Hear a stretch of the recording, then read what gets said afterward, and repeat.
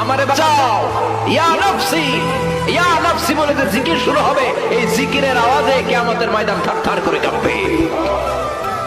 ও আয়েশা, সেদিন কেউ কাউরে চিনবে না রে আয়েশা। ভাই ভাইরে চিনবে না, বন্ধু বন্ধুরে চিনবে না, স্বামী স্ত্রীরে চিনবে না, কলিজার টুকরা সন্তান রে মা চিনবে না, ছেলেরে বাবা চিনবে না, কেউ কাউরে চিনবে না। ওই কিয়ামতের কঠিন ময়দানে সবার একটা চিৎকার, ইয়া নাফসি ইয়া নাফসি, আল্লাহ আমারে বাঁচাও। ইয়া নাফসি ইয়া নাফসি বলতে উপরের দিকে, ইয়া নাফসি ইয়া নাফসি বলে বলে উপরের দিকে মাথাটা করে মানুষ যে দৌড়ানো শুরু করে দিবে রে আয়েশা। কার গায়ে জামা আছে কার গায়ে জামা নাই ওই দিকে খেয়াল করার সময়টাও সেদিন থাকবে না, এই সেন্স থাকবে না, সেদিন থাকবে না।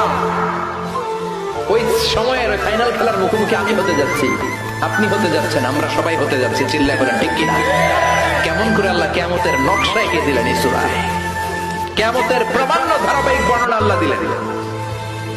আল্লাহ বললেন সব দাঁড়িয়ে যাবে, আর সেই দিনটা হবে কানা